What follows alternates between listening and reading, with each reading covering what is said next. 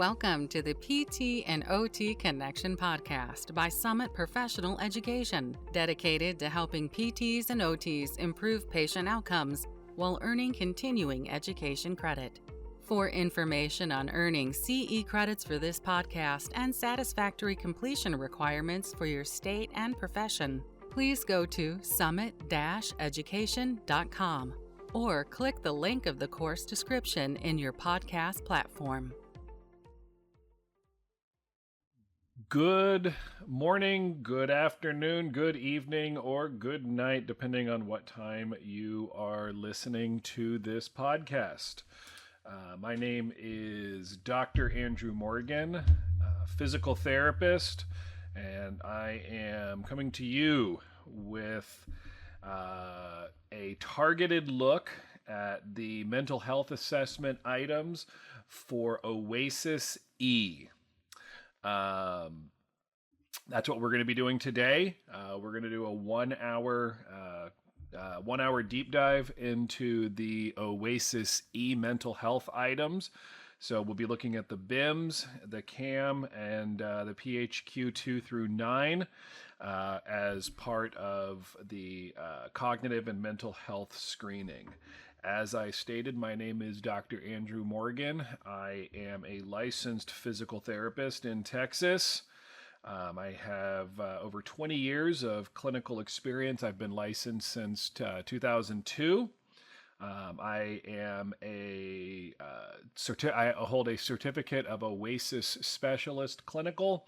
I've held that since 2018, and I am currently the alternate administrator and senior director for therapy services with a home health agency based in San Antonio, Texas. I have held a number of different positions, but most of my background is in home health. I am assuming that most of you that are tuning in to this podcast on Oasis-E are probably similarly in a home health background, but if you're not, do not fear. There is a relevance for those of you that are in really any post-acute setting, the LTAC, the SNF, the acute rehab, because we are going through some of these cognitive assessment items that if they're not, they will one day be part of your comprehensive assessment. And don't worry, if you are a PTA or CODA, this is also good for you to know what your supervising therapist, some of the items that your supervising therapist also has to review. This is a great course.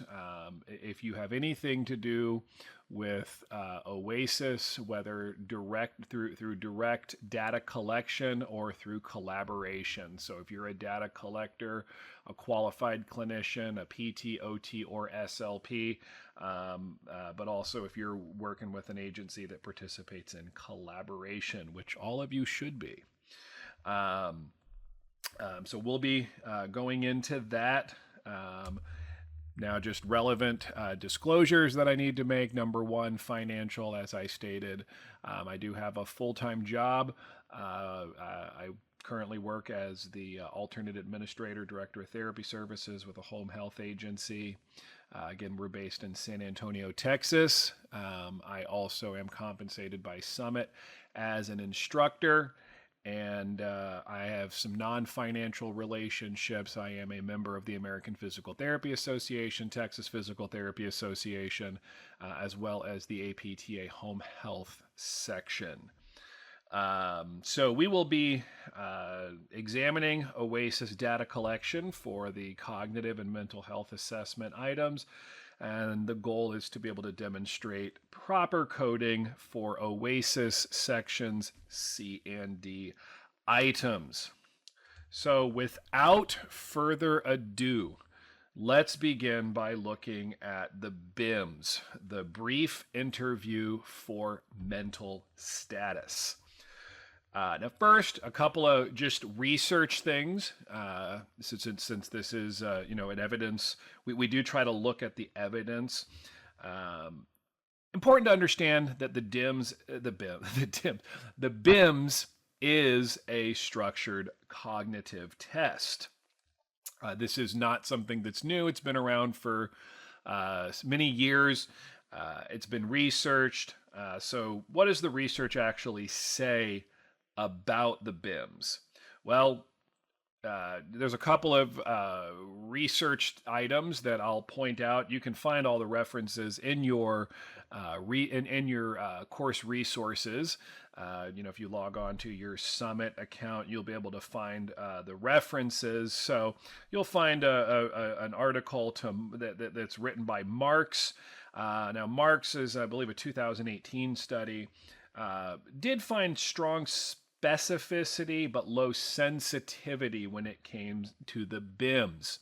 What does that mean? It means that the BIMS is good at ruling in those with cognitive deficiencies, but not so good at ruling out. There is a known ceiling effect for those that are really higher functioning cognitively. It doesn't do a good job at picking up, some of the more mild dementia. Specifically, Marks looked at several other tests and compared it. The Menu test, the Mini-Cog, and MoCA all performed better than the BIMS. The Lee and his article, his group, confirmed the decreased sensitivity when it comes to older adults, but he was looking at LTACs and SNFs, where Marks was really looking at community-dwelling older adults. So why is it that we have to do this test if there's other tests that perform better? Well, plain and simple, because CMS says so. CMS says that we have to use the BIMS. Again, structured cognitive test. We should be attempting to do this with all patients. So it's required following some specific guidance from CMS. Number one, when at all possible, the testing should occur in the patient's preferred language. You need to make sure that the patient can hear you well and that the patient has an ability to communicate. You're going to be asking the patient questions. The patient has to be able to respond. The patient also has to be able to hear you. That's not one of those things that I typically have a problem with when I'm working with patients.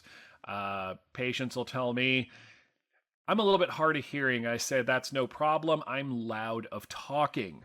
You may be able to tell that from my radio voice here. But you need to make sure the patient can hear you well and that the patient does have the ability to communicate. If the patient is rarely or never understood, the assessment may not be able to be completed, and you would skip the items. You'd enter a dash and just skip the items. The testing can be performed in either a verbal or a written form, depending on how your patient is best able to communicate. So we're going to get going into, really looking at the BIMS. This is one of those formal OASIS training items. And I think this sort of training is very necessary for any of you that are doing any sort of OASIS data collection. And that includes, not just our qualified clinicians out there, our PTs, OTs, and SLPs, but also those that are responsible, work with agencies that utilize collaboration, which is allowable if your agency has a policy. Why is that? Well, we know through a number of published research studies that there is poor inter-rater reliability with OASIS. I can tell you, I started my career back in 2002. I went right into home health when I graduated school. I can tell you, I had a great mentorship program. I followed another PT for about 6 weeks before I was let out on my own. And really what that PT did, the PT did a great job of teaching me how to complete an OASIS. In other words, the technical process of going through doing a patient assessment. But what I never learned during that process was, how does CMS want us to interpret these items? That wasn't the PT's fault. That was, the fact that PT was most likely, got to the place of employment, despite the number of years that PT had been doing OASIS data collection, probably had never received formal OASIS training. And this is the problem that I see with a lot of different home health agencies. You get somebody with a license and a pulse. Okay, great. Here's this 38-page assessment. Have fun filling it out. Just make sure you answer all the questions. So what do we do as clinicians? We rely on our clinical judgment.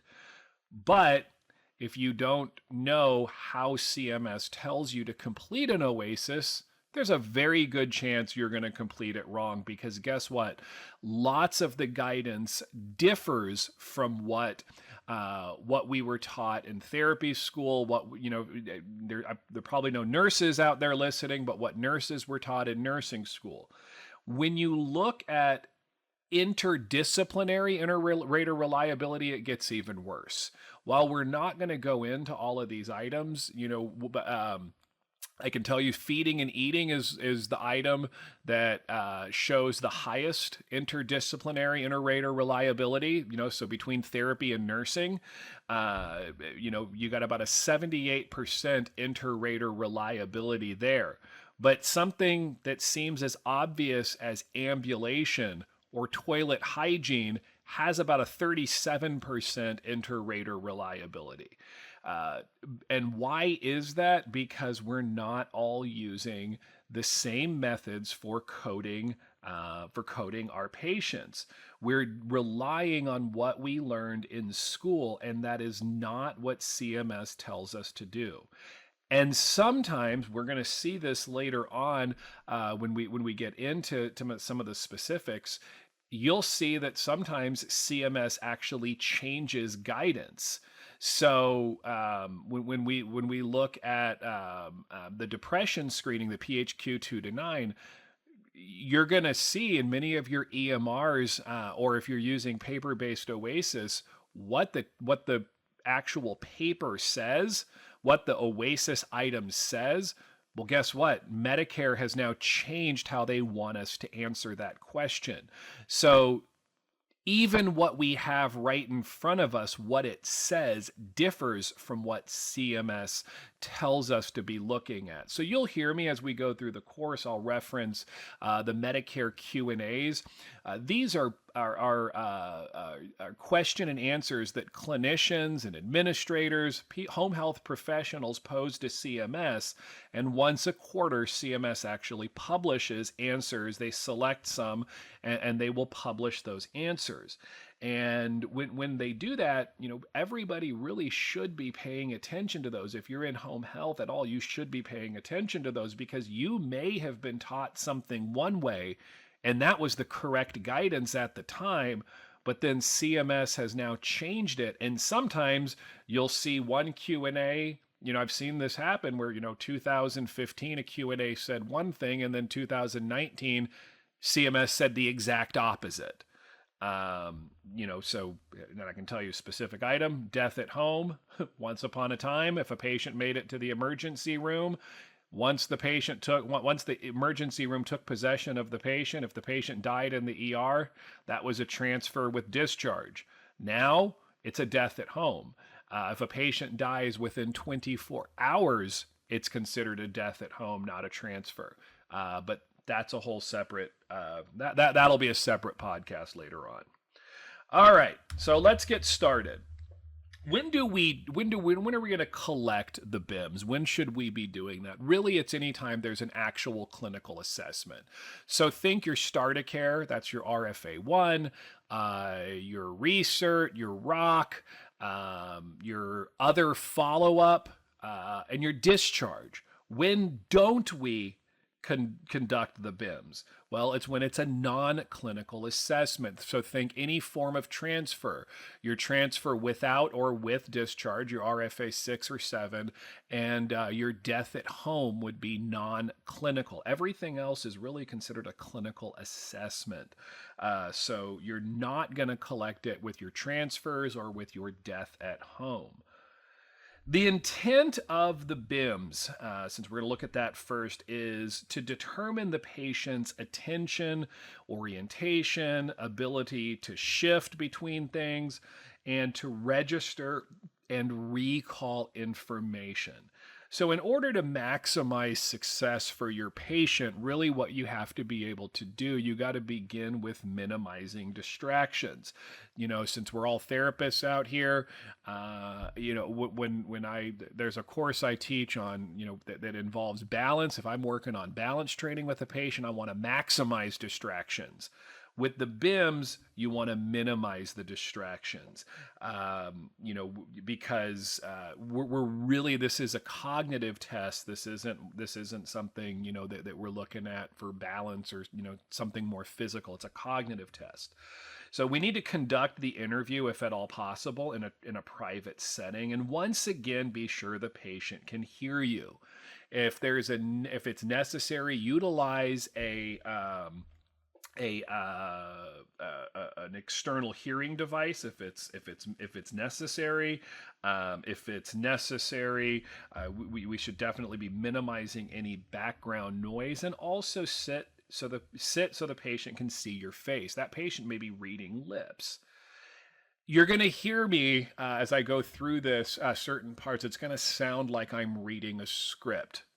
That's because I will be reading a script. Why am I doing that? Because this is the exact script that you'll be reading with your patients.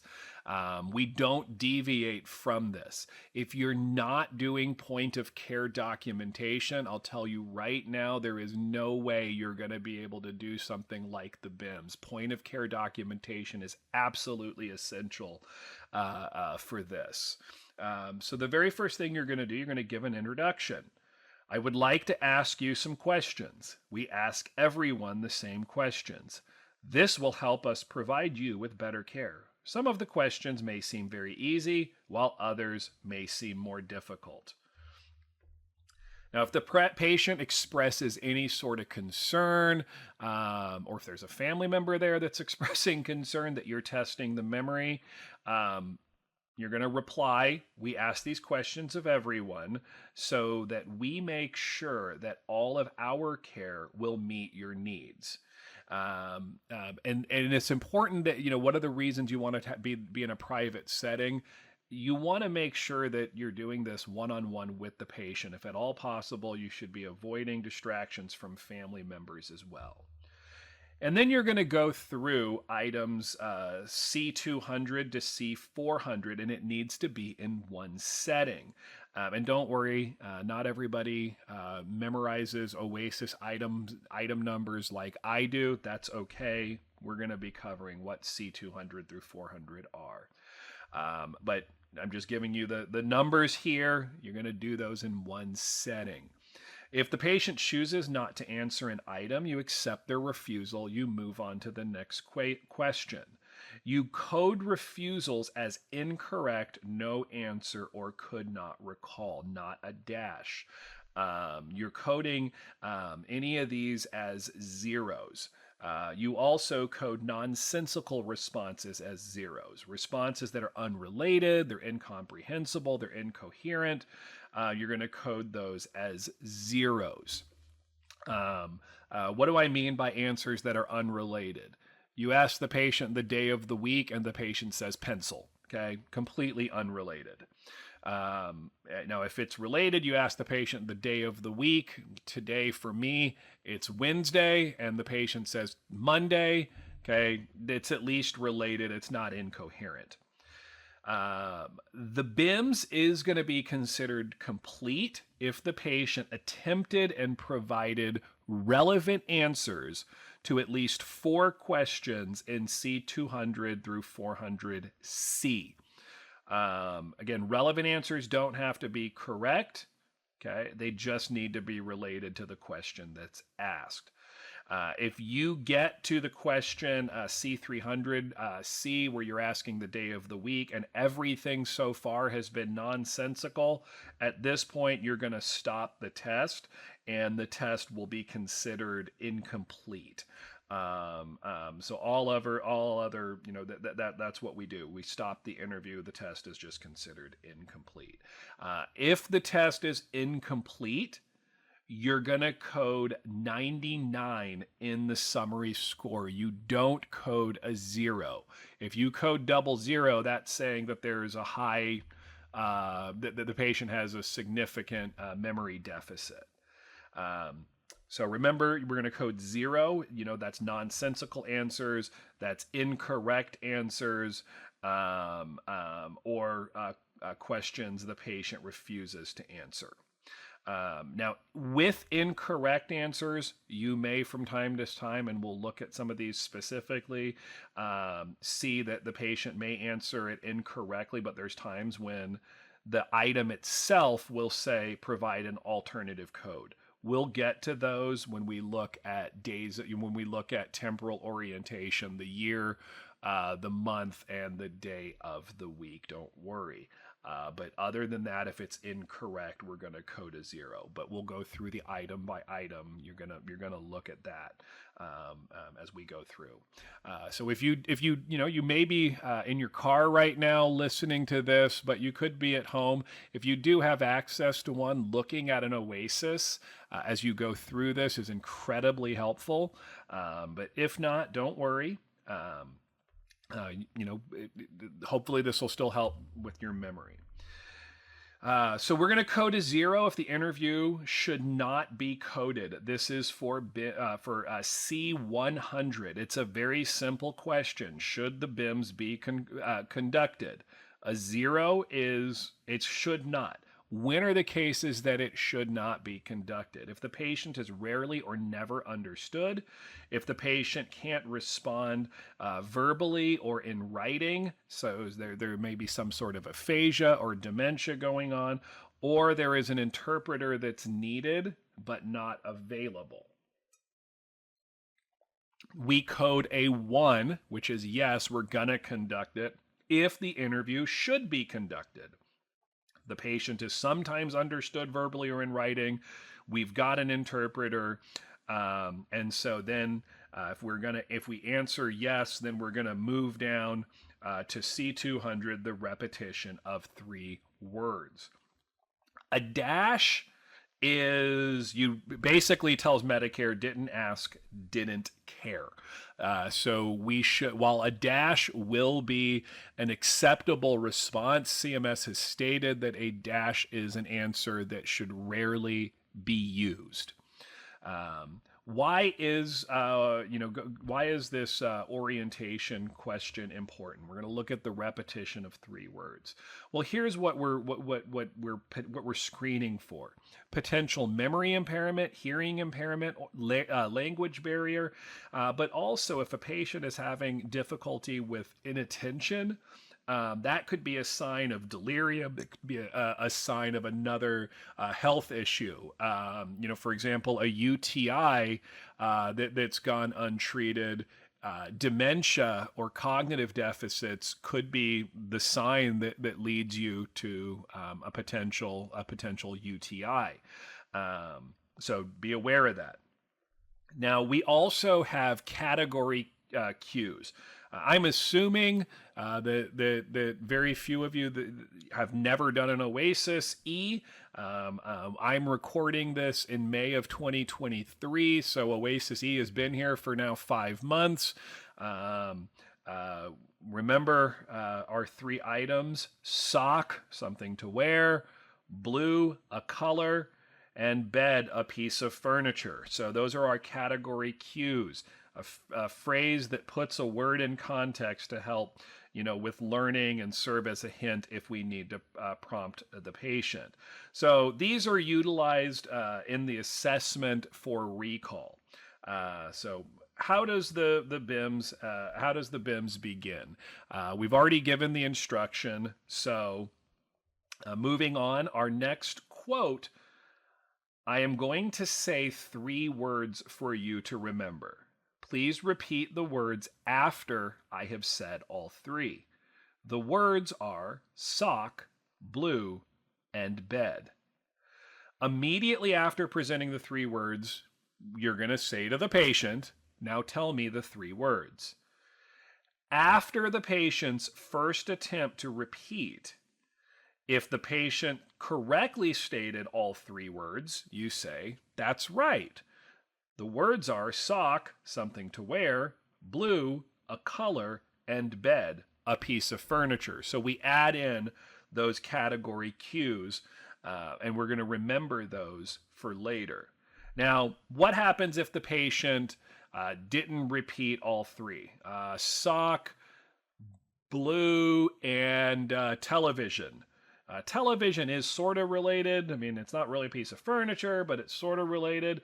Well, we're gonna, say, okay, well, you got 2 of the 3, but let me say the 3 words again. They are sock, something to wear, blue, a color, and bed, a piece of furniture. Now tell me the 3 words. Now, if the patient does not recall the 3 words, you can do the category cues and words again. But for this response, for C200, you're only going to code the number of repeated words on the first attempt. You're not going to give them any credit for the second or third attempt. The words can be recalled in any order, any context. So if you say sock, blue, and bed, and the patient says bed, sock, and blue, you're still fine. The patient's fine. The patient does not have to do it in any specific order. So when we code, again, you're going to code the maximum number of words that the patient correctly repeated on the first attempt. So it's going to be, really, you've got 0 through 3 as your options. 0, they got none. 1 was right. 2 are right. 3, all 3 are right. A dash, again, valid response, but it tells Medicare didn't ask, didn't care. So let's avoid using a dash whenever possible. And remember, this is only on the first attempt. Also, it is these specific 3 words. I do understand that many of you have probably used the BIMs in the past, and you may have come up with your own 3 words. That is not how CMS has us doing it. We are supposed to use the 3 words that are provided by CMS. So quite literally, you are going to read off the script that is right there on your OASIS, exactly as I read it before. A lack of temporal orientation. So now we're going to move on. So you've done the repetition of 3 words, and now we shift gears. So we're going to do, again, temporal orientation. We're looking at orientation to the year, to the month, and to the day. If a patient is lacking temporal orientation, it can lead to frustration. It can lead a patient to stop participating in activities that they normally would. So, we want to be able to identify that. It can cause confusion with us. I'm willing to bet that every single person on this call, if you are in home health, has had a situation where you arrived at a patient's home for a scheduled visit and the patient wasn't there. And then the patient calls you later and, oh my goodness, I forgot you were coming on Tuesday. I didn't even realize that you said Tuesday. I didn't realize today was Tuesday. I'm so sorry that I missed your visit. I'm willing to bet that every single one of us, I know I've had that happen, and I'm willing to bet that if you do home health, that has happened to you. And if it hasn't happened to you, consider yourself lucky. It probably will happen to you at some point. But that temporal orientation, that ability to see oneself in the correct time, it's important for our patients. So we're going to ask 3 different questions. They're going to be asked separately. And with each question, you will allow up to 30 seconds for the patient to answer the question. Now, you're going to hear some dead air in just a moment. Don't shut it off.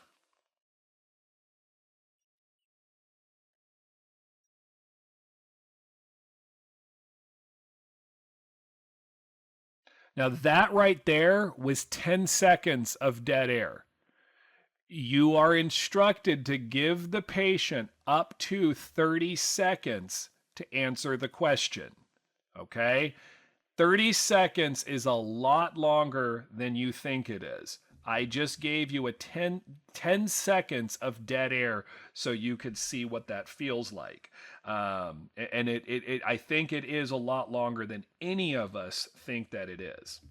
Now, if a patient asks for clues, we're not going to give any clues. Here's the quote that you tell them. I need to know if you can answer the question without any help from me. So what are the 3 items? Once again, we're going to be looking at year, month, and day. So the very first one, can you tell me what year it is? We're going to code a 0 if the patient missed by 5 years or more, by greater than 5 years, or there is no answer. If a patient misses by 2 to 5 years, we code a 1. If they miss by a year, we code a 2. And if they get it correct, then it's a 3. A dash is a valid item, a valid response, but again, a dash should be a rare answer. The next one, what month are we in? If the patient misses by greater than 1 month or there's no answer, we code a 0. If the patient misses by 6 days to 1 month, then we code a 1. If the patient is accurate within 5 days, then we code a 2. And what we're doing is we're counting the current day as day 1 for determining whether the response was accurate within 5 days or missed by 6 days to 1 month. A dash is a valid response. So what do I mean when I'm saying by accurate within 5 versus missed by 6 days to 1 month? So let me give you the two different scenarios. So if let's say the current date, I'm recording this. What's today? I'm recording this on May the 16th. And well, actually, that's a bad one. So I'm recording this on May the 16th. But let's just say today was May the 1st, and the patient told me it was April 28th. Well, I could say, if I'm just answering this on my own, well, the patient missed it by a month because it's actually May and the patient said April. But really, that patient is accurate within 5 days because the month just changed. Now, today being, when I'm recording this, being May the 16th, if the patient said it was April, now the patient is missing by 6 days to 1 month. So that's what we're looking at. Now the last one here is what day of the week is today. This is a right or wrong. If they're correct, they get a 1. If they're incorrect, they get a 0. And once again, the dash is a valid response. And when we look at all 3 of these with a 0, if the patient chooses not to answer, if the answer is nonsensical, all of those are going to be times when we would use a 0. So now we're going to do patient's ability to recall. The rationale behind this is to see if what we may need to modify as clinicians. This may help us, with home exercise program adherence, by letting us know what it is that we might need to modify or what type of memory cues we might need to use in order to help the patient maximize his or her cognitive function, and also to decrease patient frustration. So here's how this one's worded. Let's go back to an earlier question. What were those 3 words that I asked you to repeat? So now you're going to allow up to 5 seconds for spontaneous recall. For any word that is not correctly recalled after 5 seconds, you're going to provide the category Q. So just the other day, I had a patient that, said sock, bed, and cup. So could not remember blue. And I said, you got 2 of the 3 right. I said, the third one, it's a color. And she immediately said, oh, blue. So when I went to actually score it, so for each one, I look at, okay, a 0 could not recall. And so you're going to answer each of these separately. A 1 was yes after queuing, and a 2 was yes with no queuing. So the patient got a 2 for bed, a 2 for sock, and a 1 for blue. And a dash is a valid response, but should be minimally used.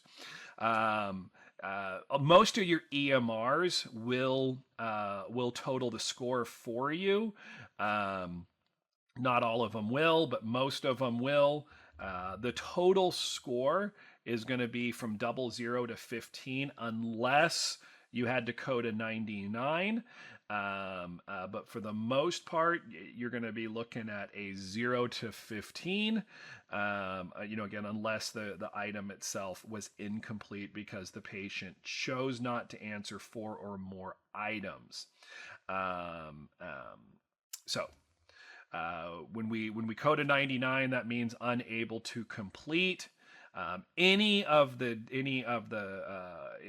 BIMS items that are coded with a dash would wind up falling there. Remember, a 0 does not mean that the BIMS was incomplete. What a 0 means is a very low cognitive. So there's severe impairment. So what is it? What are the breakdown here? So a 0 to 7 is severe impairment, 8 to 12 is moderate impairment, and 13 to 15 is cognitively intact. A 99 means that we did not complete the test for one reason or another. Alrighty. So now we're going to move on. We're going to shift gears just a little bit. We're going to be continuing on with our mental health assessment, but we're going to switch over here and start looking at signs and symptoms of delirium.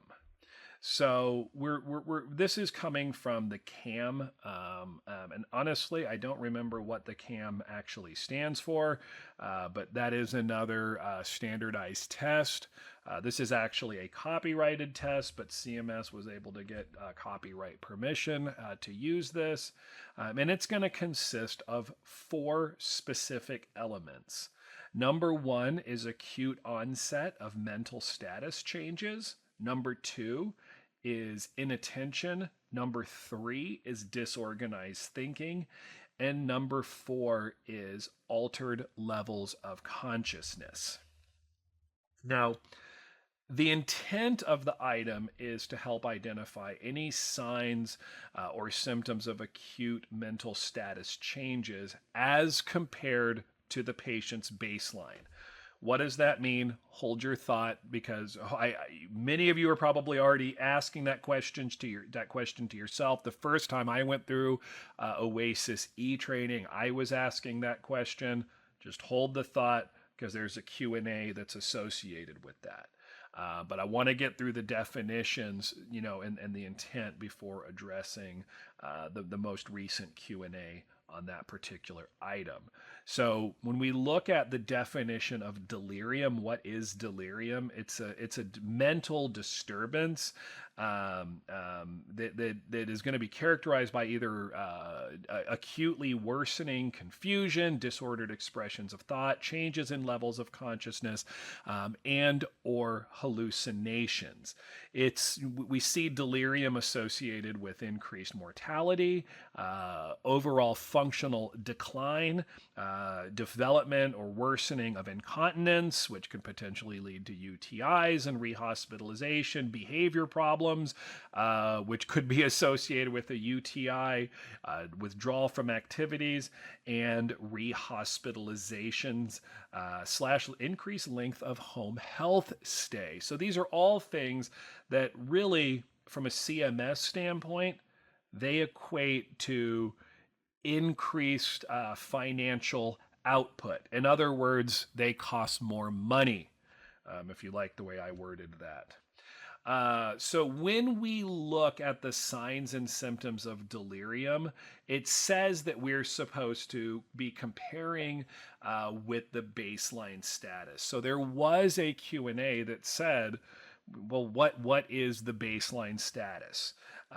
The answer that Medicare gave, number one, if you have a patient that is usually noisy or belligerent, and that patient suddenly becomes quiet, lethargic, or inattentive, well, that could potentially be an acute mental status change. That's something differing from the baseline. A patient who's normally quiet and content suddenly becomes restless and noisy. A patient who is usually able to find their way around a living environment now all of a sudden is getting lost. Those are all potential signs of delirium. So at start of care, we're really looking at the baseline compared to the current illness or exacerbation. At discharge, we're going to compare the current mental status to their baseline mental status, and that is defined as, and this again coming directly from the CMS Q&A, prior to the discharge assessment time period under consideration. So what is the discharge time period that's under consideration? Remember CMS collaboration rules. It's the date of discharge and the previous 4 days. You can always use the date of discharge, compare that. If you did the start of care assessment, you know what the patient was like when you did the start of care. Is this completely different? Again, the big thing that I point out that we as rehab professionals may be catching are signs of a potential UTI. That's where I see this becoming very relevant for us. I've personally caught several of those. Now, as we get into 1310, again, signs signs and symptoms of delirium. There's 2 different things that we're gonna look at, or there's a couple of different things that we're gonna look at. We're looking at fluctuating behavior versus constant behavior. So the first item that we look at is inattention. Inattention is a reduced ability to maintain attention to external stimuli or a shift appropriately to new external stimuli. So in other words, the patient is just seeming out of touch with the environment. Dazed, fixated, changing attention, they're acting like a squirrel, or a squirrel or a sloth. Now, the important thing is if it's constant, that's okay. Constant is pretty clear, but what about fluctuating? So if we're looking at fluctuation, we're looking at the behavior that's going to come and go, and or increase or decrease in severity.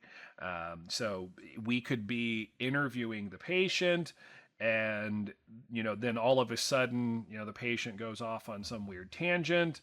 That's going to be behavior that fluctuates and then all of a sudden focuses back. So when we look at fluctuating behavior, that could be something that we directly observed. It could be reported by other staff, it could be reported by family, or we may see that documented in the medical record.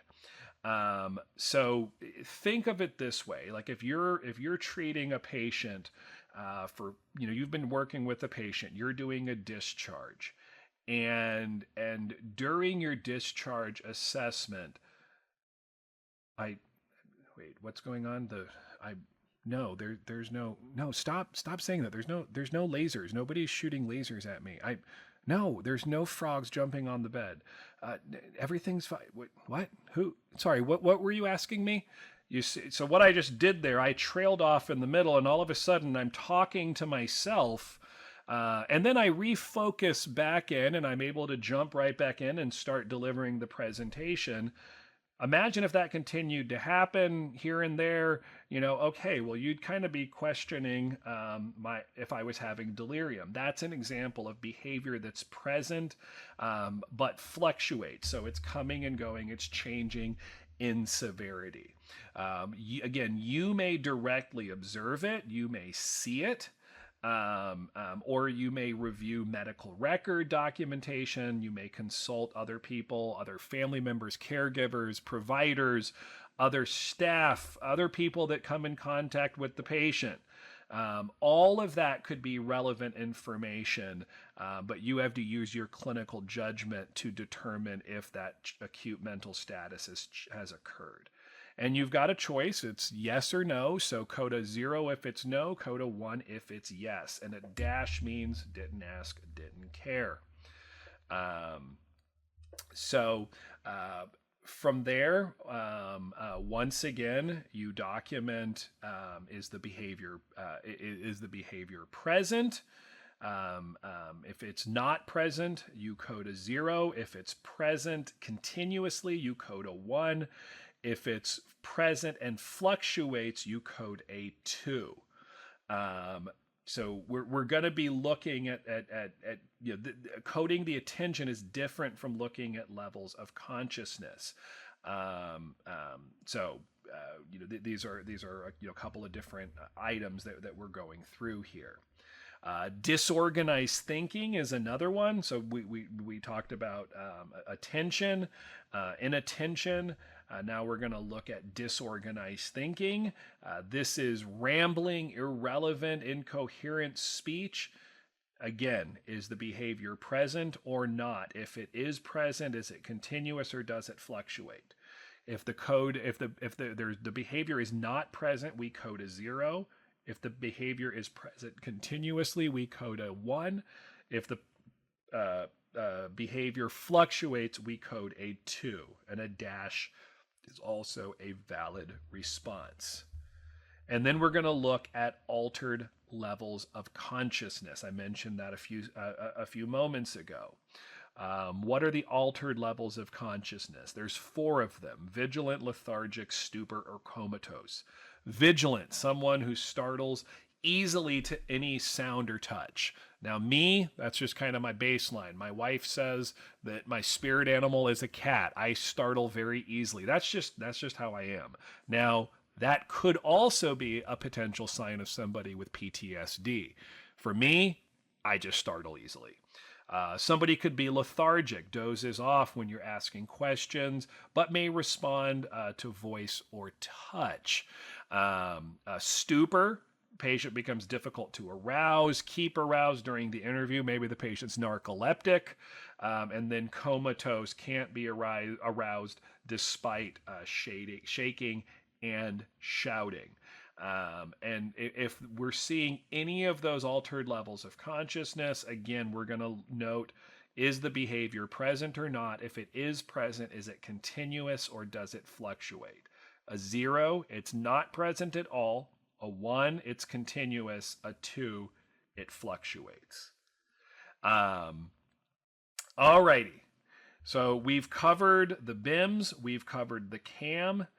Now we're going to get into the final one here. We're going to be looking at our depression screening, the patient mood interview. Now, it is very important to note here, you're going to hear me say this a couple of different times. The point of this item is not to diagnose. It is a screen. We're not physicians. We're not psychiatrists. We're not psychologists. We're therapists. We're a different type of therapist. We are looking for signs and symptoms associated with possible depression. We are not trying to diagnose. What we are trying to do is use a validated screening tool to look for symptoms of depression.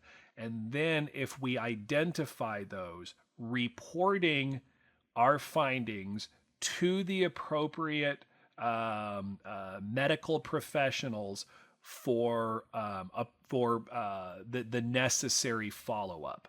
Our goal is not to be the ones diagnosing. Again, that is, I can't overemphasize that. Since I've been doing OASIS training on Oasis-E, I've had nurses, I've had therapists express concerns about doing this.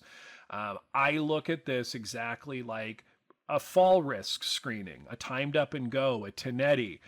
Do we use those? Yes. Do we identify patients that are at a high risk for falls? Yes.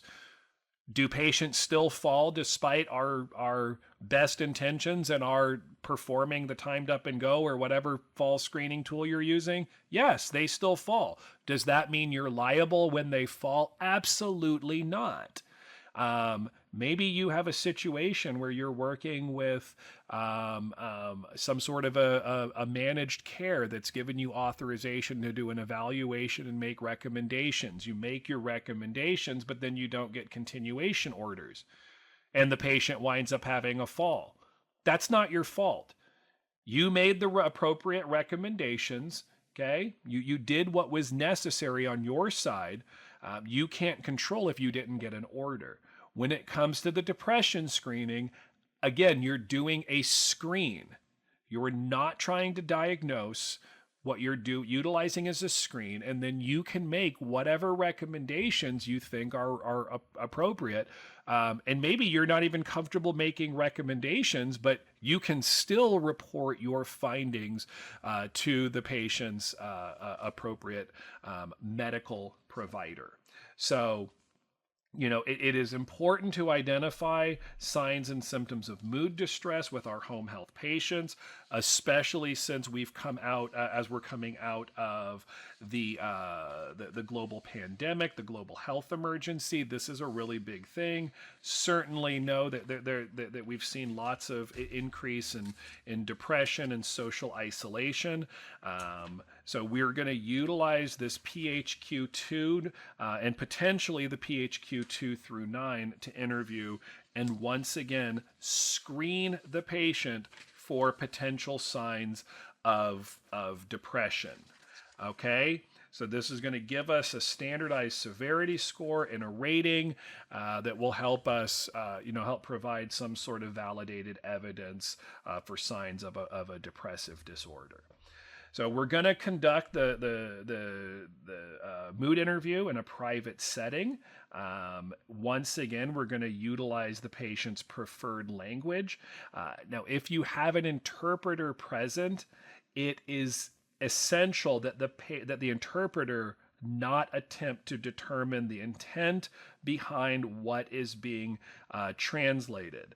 They should not be trying to skew the outcome of the interview or the meaning or significance of a patient's response. They're just stating what the patient said, not the opinion. Not the interpreter's opinion or trying to interpret the intent behind what the patient is saying. So here's where we're going to get right back to scripting that CMS has provided. What you're going to say to the patient is, I am going to ask you how often you have been bothered by a particular problem over the past 2 weeks. I will give you the choices that you see on this card. Now, I'm referencing the cards in your course resources. I have provided some cue cards for both the BIMS and the PHQ-2 through 9. So hop on there. You can print them out, print them out nice and big so your patients can read them, especially those with low visual acuity. The choices that you've got for these are 0 to 1 days, so never or 1 day, 2 to 6 days defined as several, 7 to 11, more than half, 12 to 14. And there is a very specific sequence that you must ask the questions in. You have to follow them in the exact order. Why is this? Because you're going to ask the first two, and the answers to the first two will determine if you move on to questions 3 through 9.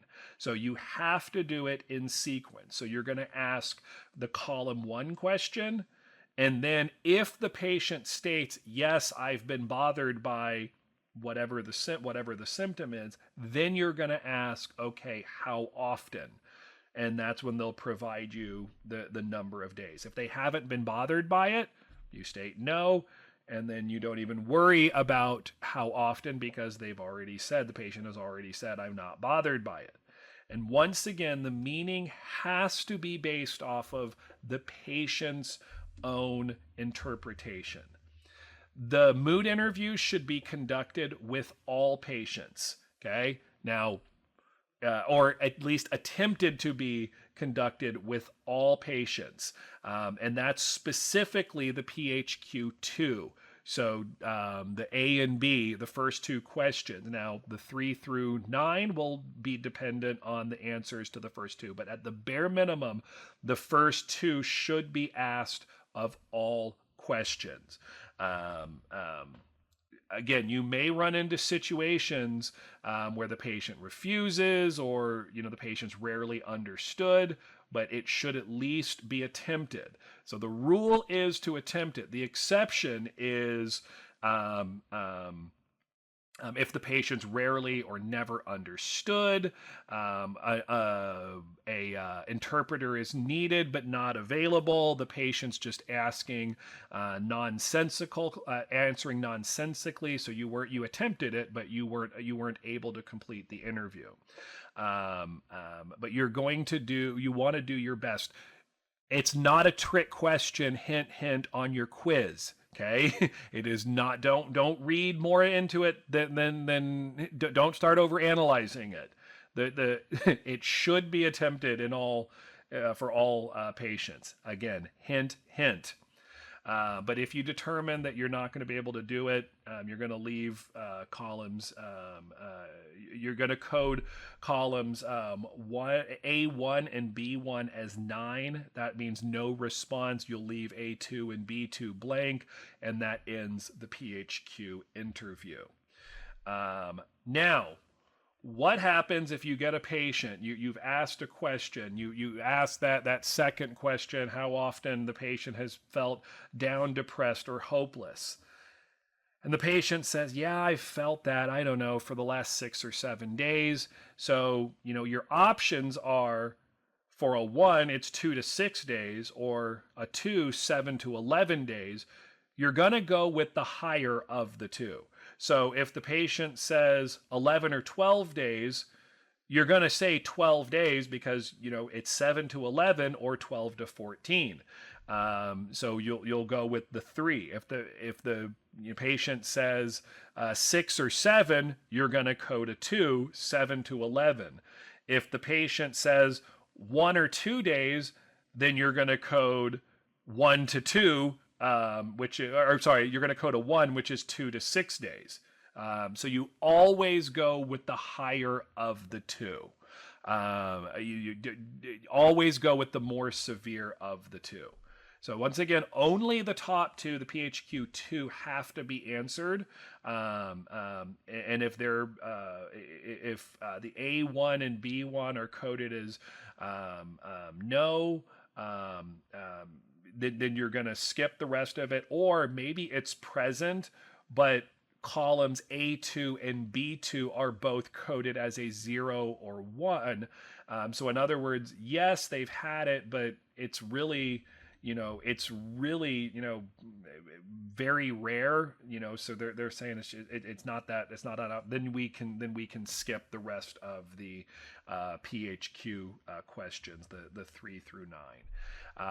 When we're looking for our patient response, our patients can respond verbally.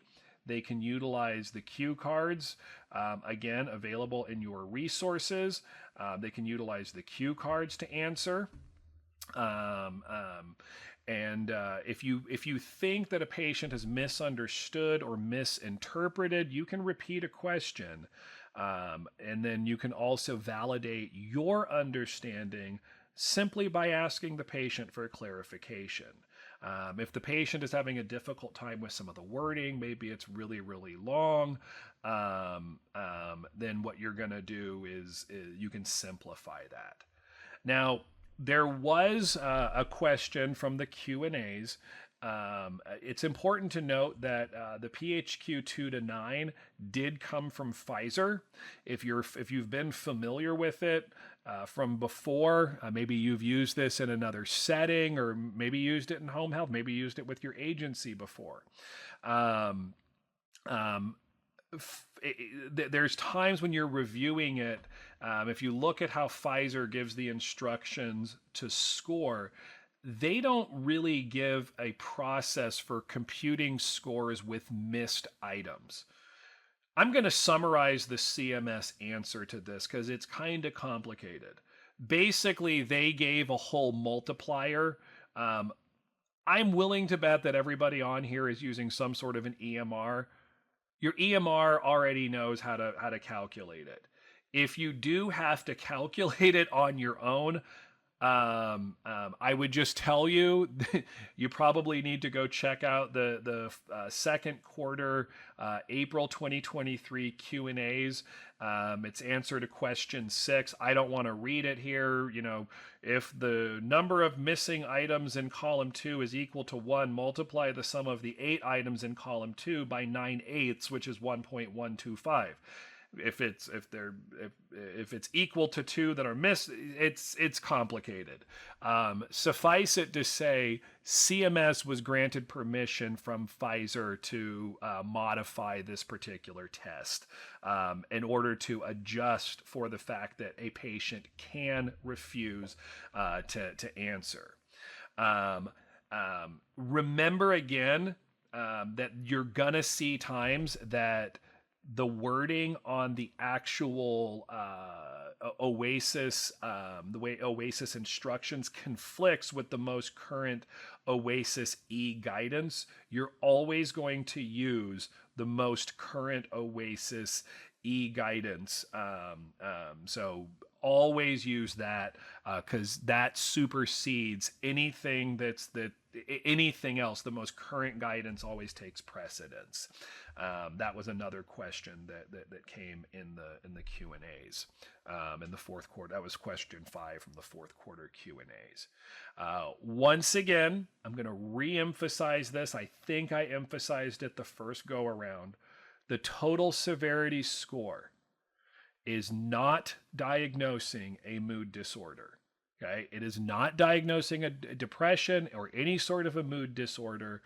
It is providing a standardized, validated score for any of us to communicate with the physician or mental health professional for appropriate follow-up. That's what your response is. That's what your responsibility is. The total score is going to be anywhere between 0 and 27, or a 99 if symptom frequency is blank. It's not a 00. We use that 99. 0 to 4 indicates minimal depression. 5 to 9 is mild.